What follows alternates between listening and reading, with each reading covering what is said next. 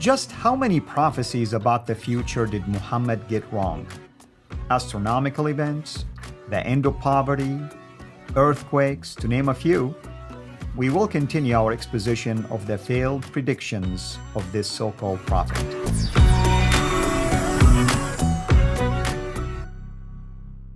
Last time, we talked about a hadith, a claim by Muhammad concerning the last hour or the coming of the hour or the day of judgment, if you wish. And even if our Muslim friends who look at that saying and try to reinterpret it, we proved that it didn't make any sense claiming that anyone who have heard him that night will not be alive within 100 years from that particular night when he was saying what he said. And AP did an excellent job also, basically arguing that it has to do with the context. That night was important for a certain reason. And the only logical way to justify why it was found in Sahih collections is that it was within the theme of the hour or the end times. Either way, we proved without even lifting a finger that it was a failed prophecy. Today is no exception. We are going to continue with this theme by presenting more evidence that Muhammad was a failed prophet. AP, welcome back, and thank you so much, of course, as always, for your research and preparation.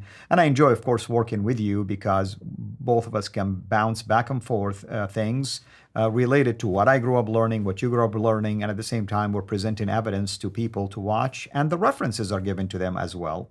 And in this case, we are using, as you have stated it correctly, Sahih traditions, meaning authentic hadith. So no one can argue and say, well, this is da'if, or this is weak, or this is questionable. No, it's found in the authentic collections. So what is it that we are going to look at today? So today we want to look at even more prophecies by Muhammad, which obviously turned out to be failures, or which are simply so vague that it is hard to call them prophecies, but which also tell us about the quality of this prophet and his prophecies. First off, thank you so much, and happy to be back again. So I want to start by pointing at a hadith in Sahih Bukhari, which says, upon seeing an eclipse, Muhammad tells the believers, the Muslims, that Allah frightens the believers with solar and lunar eclipses. Now, I doubt that that the wording is actually this accurate in the original when Muhammad said it. It was probably a little bit more expanded with what he refers to with the lunar and solar eclipses. Muhammad would just simply see changes in the sky and would think that something bad is happening or something great is about to happen. Even when he pointed at solar and lunar eclipses, which are a very normal occurrence of That's right. of the moon moving in a certain way and like getting in the way of our getting between us and the sun, or in other cases, he thought this is actually something that Allah does in order to frighten the believers and to make them think, oh no, the end is near, I should become a better Muslim right now, I should go pray, which is just a very funny, absurd, sad thing to think about today with the more advanced knowledge of the natural world that we have. Yeah, absolutely, AP. And it makes you wonder, why is he focused on the believers only? I mean, you would think this should frighten people that do not believe in Islam, for instance, or believe in his God, or believe in anything spiritual per se. They're the one who might be wondering what's going on. But it seems like Muhammad acknowledged that those people are more sophisticated than him and the group that he was talking to. Maybe he was trying to admit that other people who don't buy all the stuff that he is trying to, sell them, will just not be afraid. I don't know. We don't really know what the motive here was. But if we go further, we can see again that Muhammad constantly warned people of this imminent danger that is coming, of the imminent day of judgment. For example, there is one source in which Muhammad says uh, about a tribe known as Gog and Magog, about which we will definitely talk more in future episodes. That they will come very soon. According to this report, he says, "Woe unto the Arabs from a danger that has come near." So, a danger that is at hand, a danger that is going to come and overrun Arabia. And so his message here is that everybody should be ready. This tribe, Gog and Magog, will come any time now. They will, probably come within a few years, maybe within a few decades, maybe immediately after I'm dead. So be ready. Unfortunately, Gog and Magog, which he said would be here before everything ends, and which would be, according to him, very soon, never happened, never occurred. So I would say that this is a false prophecy, unless you want to disagree with me on that, Al. Not at all. I mean, the story of Gog and Magog that I grew up learning from Islamic sources, it was terrifying, to be honest with you. You think about these people who have probably sharp teeth, that they eat a wall that allegedly Alexander the Great built to protect himself and his people from them. And they eat this wall, cement wall, maybe, dirt wall, block wall, whatever the case might be. And it becomes really hush.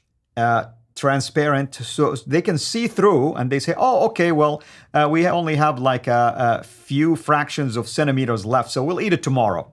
They go to sleep, they come back again, the wall is back again to its size. They eat it again. And they do this every day until one time when God decides it's the end times. Indeed, the next morning, it will still be transparent. They eat it, and they come from the east and eat everything, including humans. And that's why Muhammad has warned him to go to the mountains, basically, and hide. And yet, at the same time, we don't have a clue who are these people, where are they found, and who saw them. And the list can go on and on and on. He even says that they will pass by a lake and drink from the lake, and the lake will be dried out because there are so many. And when they have defeated everybody, they will shoot arrows into the air, and blood will come down Exactly. to the sky to defeat those in the sky. But this is a very, very interesting, very nice topic that I want to save for a special video just on that topic. So absolutely. So what else do we have?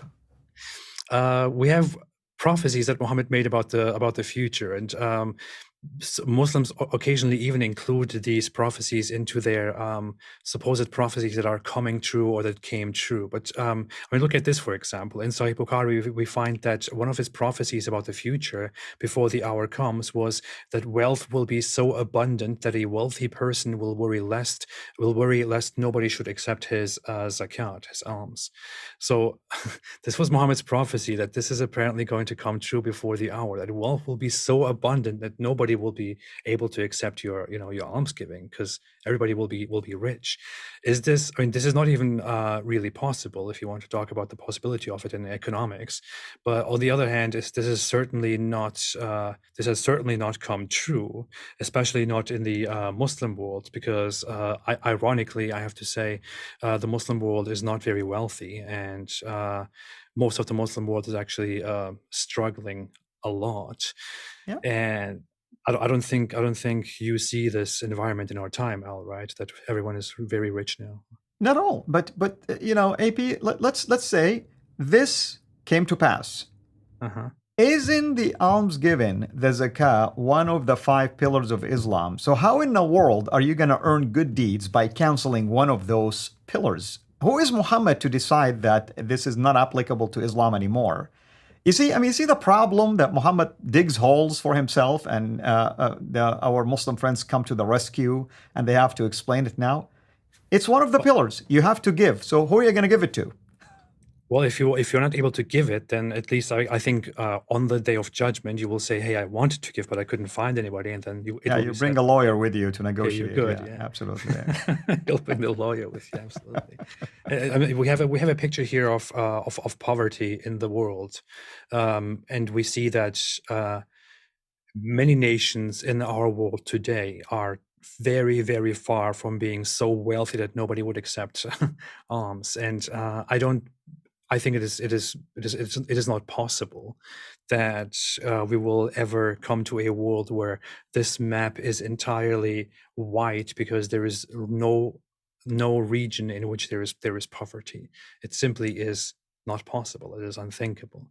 And this is just one of those prophecies that Muhammad made, which are simply things that somebody who claims to be a prophet says about the future without meaning really anything. One of those is also afflictions will appear. I mean, the wording here is very, I didn't dumb this down or anything. This is what the source says. Afflictions will appear. I mean, what kind of a prophecy is this? If I say, hey, you know what, trust me, the day will come and you will see it when afflictions appear. I mean, Well, I mean, if that's the case, AP, call me a prophet because I have a feeling there'll be more viruses to come, more yeah. inflictions to come, more diseases to come. So there you go, man. I mean, when it happens, call me a prophet. I just told you. Absolutely. There was one more that I want to address here, which is that Muhammad said earthquakes will increase in number. And very often Muslims will post this and say, look, this is coming true. This has come true. Earthquakes are much more now. This is actually not true. We can't really track the number or the frequency of earthquakes in history.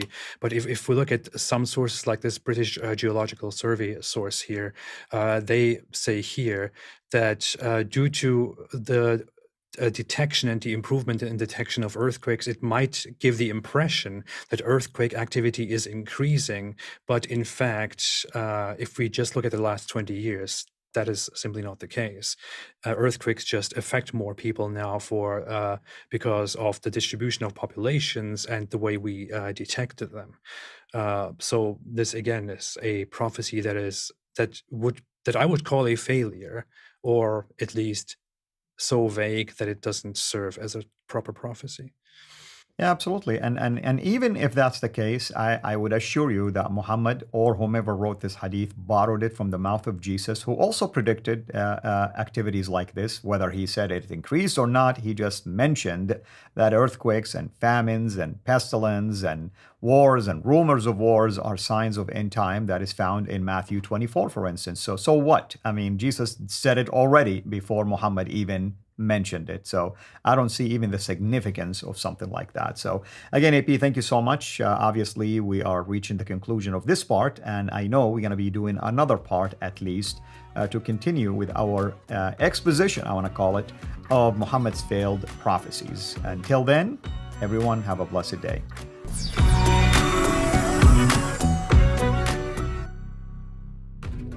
Thanks for watching. Please like, subscribe, share, and comment. And ring the bell so you will be notified when we release new content. Our mission is to reach Muslims with the gospel of Jesus Christ and help Christians engage with their Muslim neighbors. If you want to join us in this life-changing work, please support us on patreon.com/Sira International, or just click on the link below.